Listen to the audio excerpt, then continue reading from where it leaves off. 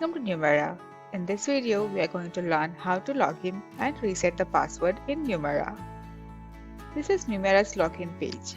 Here, user needs to enter their registered email address and password. After entering correct email address and password, click on Login button. This will take user to Numerah's home screen page.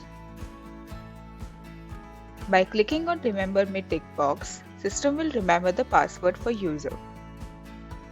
If user forgets the password, by clicking on Forgot Password button, user can reset the password.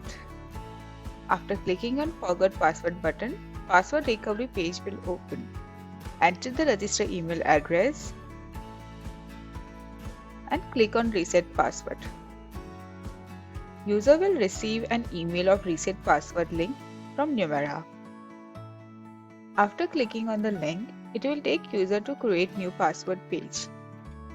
User can enter the new password and confirm the new password. Reset the password and log into Numerah. Thank you.